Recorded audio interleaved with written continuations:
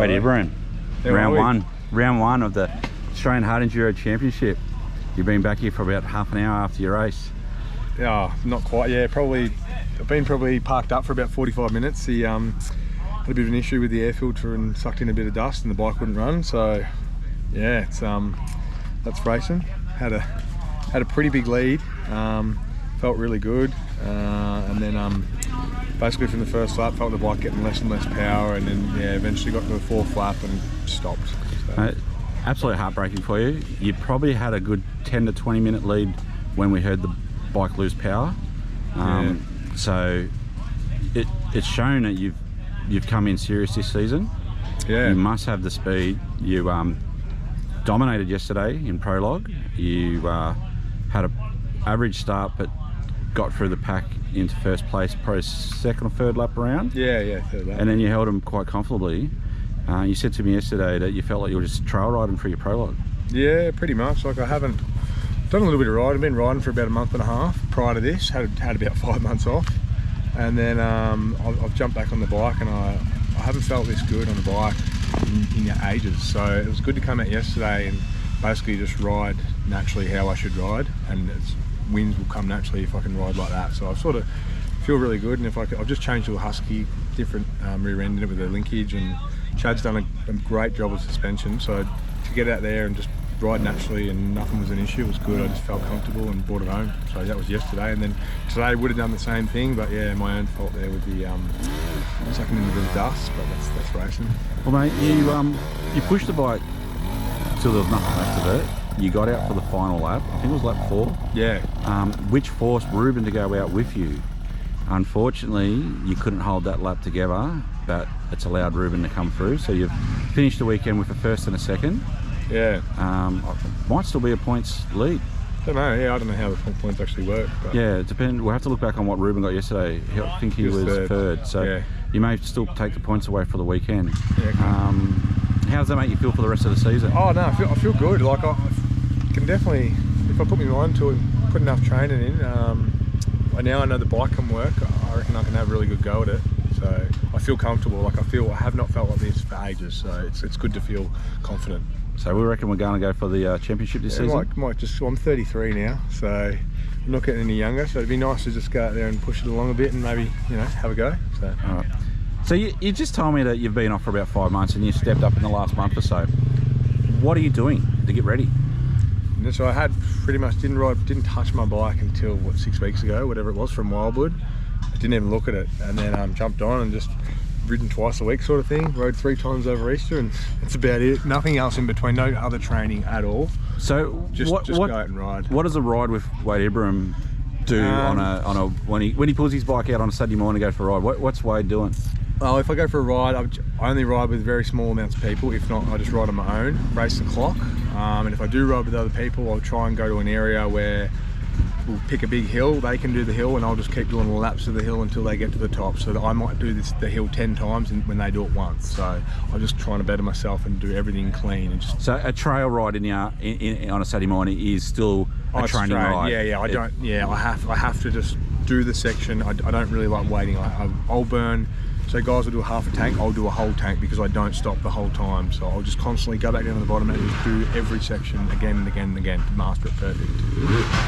Is this because you're in an area where you have this type of terrain that you have been accustomed to and you push yourself to that, or do you have to go looking for it? No, I've got a little training loop right near my house. I've only ridden that once this year. I know twice, and they've only done 1 lap of that. But go to this area, it's about an hour drive, and I get up there and it's really open. You've got plenty of line choice, so I sort of don't leave an area until I've mastered every section perfect without basically dabbing a foot and doing it clean. So, and that's the beauty of riding in an area like that. You sort of perfect your skills and come out without using any energy or very little energy by getting to the top. And that's why you can do so many laps, because you're not pushing, you're not exhausted. You can ride it basically 100% focused. Well, it's obvious that you're a man with a talent. You know how motorcycle works, and you can put it through the toughest terrain Australia has offered you, and you must have the strength to handle this bike. but you're doing this without any physical training. No gym work. Not one bit of gym at all, anything. I'd imagine you probably have never worn a pair of sneakers out running miles. I've stopped going to the gym 7 years ago. I haven't ran in years. And all I do is I fast every day, or most days. I fast 16 hours a night most days. And that's it, and just ride once, twice a week.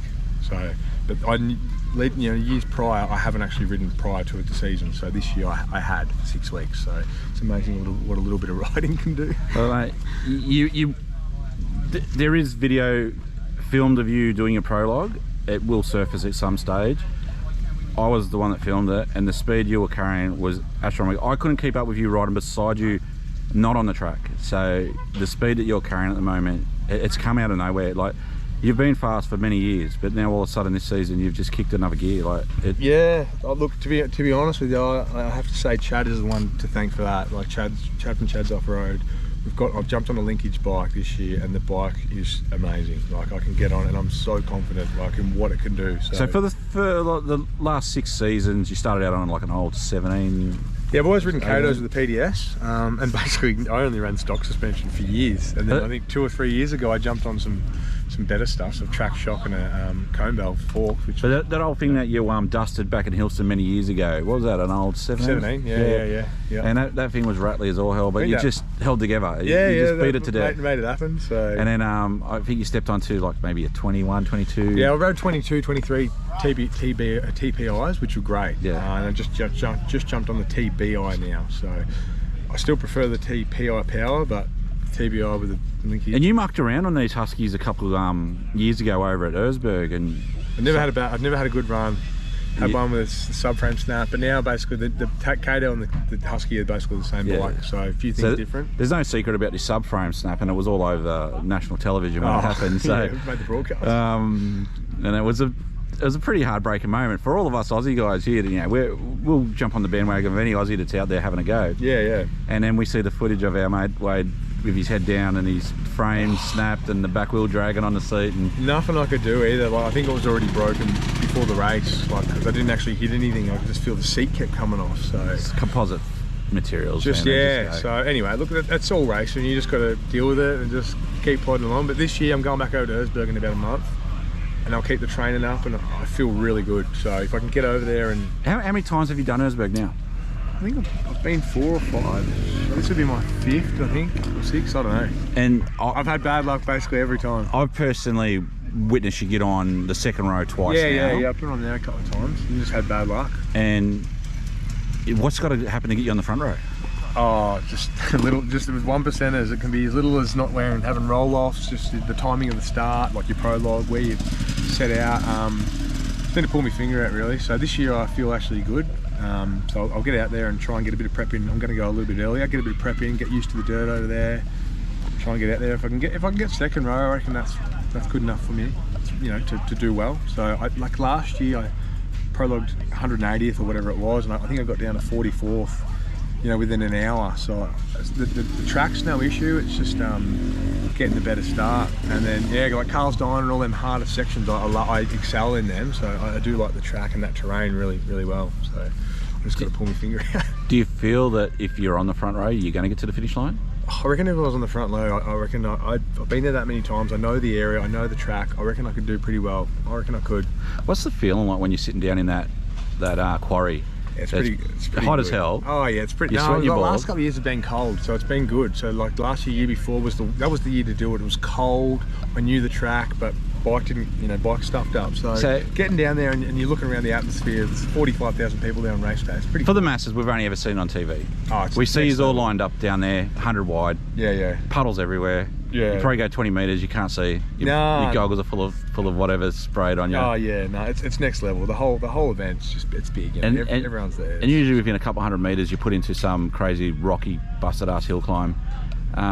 What's going on? You're probably hitting that third or fourth gear. Are you like, just don't? You just take it as it comes. You just got to try and get through that first bit unscathed without hitting, because there's lots of like basketball rocks you don't even see in the footage, throughout the dust. So if you can avoid them, get into the single lane stuff, then just ride your own race and just pick them off.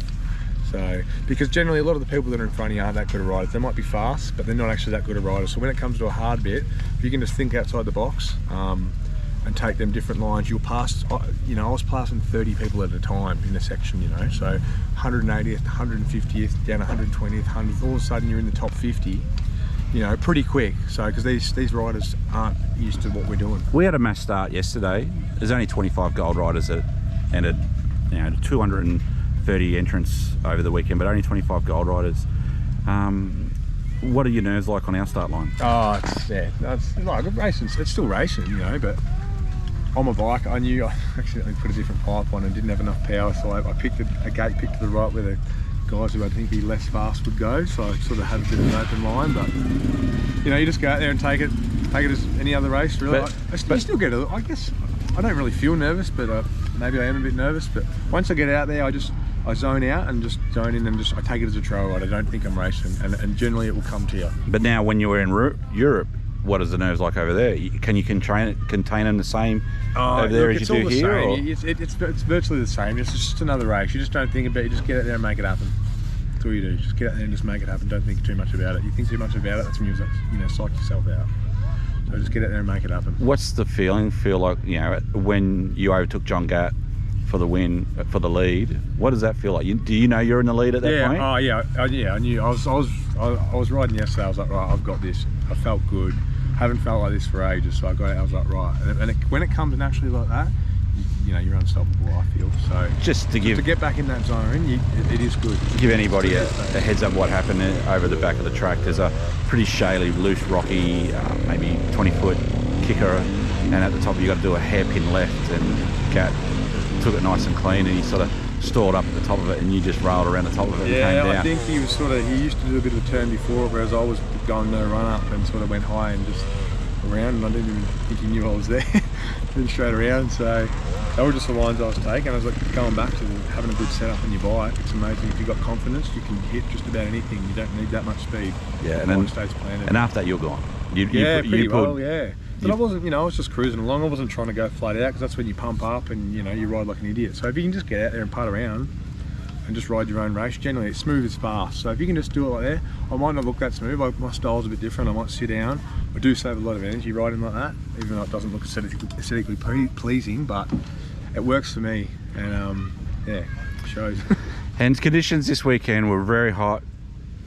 For April, we could say very hot. Not as hot as we've ever rode in, but very dusty. Dusty, but you just make do with it. You're alright with that? It doesn't bother you? No, it is what it is. Yeah. You just make it happen. You just tell yourself it's fine. Everyone else is doing the same thing. You just get in the zone and just, you know. This same property, we've had absolute downpours, and you know, half the mountain's been washed away.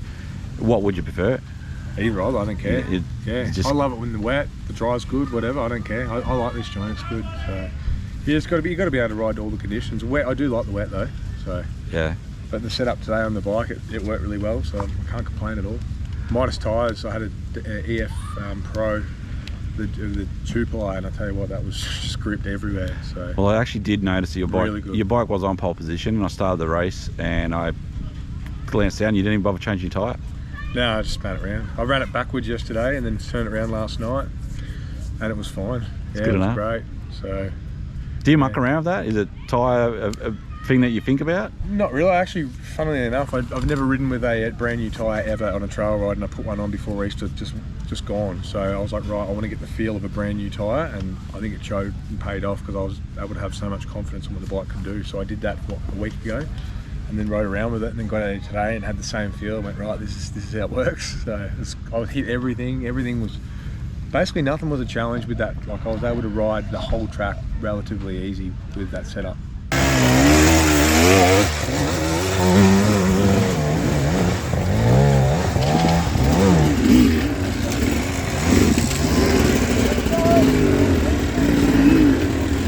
Next round is the Australian Hard Enduro is Esk. Between now and then is Mafra. Will you be at Mafra? Yeah, I'll give Mafra a go right before Erzberg, so I'll get a bit of training through that, and then yeah, head to Erzberg for about 2.5 weeks, come back straight to Esk and make it happen. I think you're going to have a moist track down in Mafra. It just seems to be that type of terrain down there. Maybe. It doesn't matter. Hopefully it's light. I don't really care. Either way, it'd be good. It's a bit of training. So. It'll be our second time there too, so it'll be good to see how the track's developed. I know the crew down there have put a lot of effort into it. No, it's going to be good. So I'm sure you won't be a slouch. So No. So let's see how we go. give the anything boys. can happen. Solar will be on his game by then, I think. It's a bit cooked today, which is fortunate for him. So, but hey, to go out there not feeling the best and still put in the... Solar did awesome. Shows... You could say he was white, he was no good at all. Yeah, it shows the just the integrity that this guy comes. He wants to keep that red plate. Oh, yeah. So. Good. He can ride, so don't rule anyone out. Nah. Well, look, we honestly seen the battle the last season with Solar and Ruben, and now all of a sudden you've just stirred the pot. So don't rule anybody out. Don't rule me out. Don't rule Wade out. And you have been the Australian champion before. It's been a couple of years. Yeah, but I sort of won 2 rounds, but it was only a shortened series. So. Yeah. Mate, well done. Congratulations, and I can't wait to catch up with you at the next round. Cool. See you, mate.